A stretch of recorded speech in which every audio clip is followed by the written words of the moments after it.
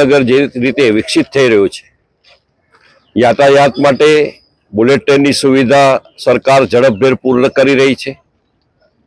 Metro train પણ ઝડપભેર કાર્યવાહી થઈ રહી છે। અનેક પ્રકારની ટ્રેનોમાં સુવિધા આપવામાં આવી રહી છે।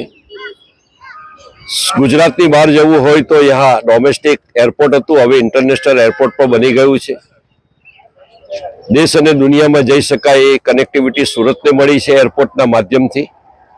સાથે સાથે જે ગુજરાત સરકારની બસ છે એમાં લગભગ દરરોજ 25 લાખ મુસાફરો મુસાફરી કરે છે। એ જ રીતે મહાનગરમાં પણ BRTS સિટી લિંક દ્વારા શહેરનો ચારે બાજુ જે વિકાસ છે એ વિકાસમાં લોકોને એના ફળ ચાખવા મળે।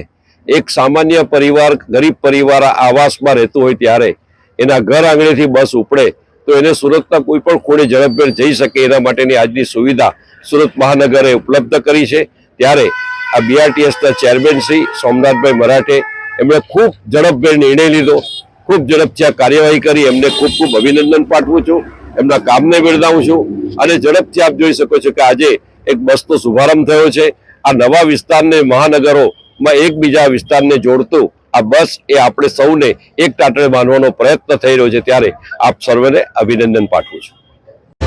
આજના ડિજિટલ યુગમાં MTV ગુજરાતી ન્યૂઝ ચેનલ આપના મોબાઈલમાં જોતા રહેવા માટે ઇન્સ્ટાગ્રામ પેજને ફોલો કરો અને YouTube ચેનલને સબસ્ક્રાઇબ કરો।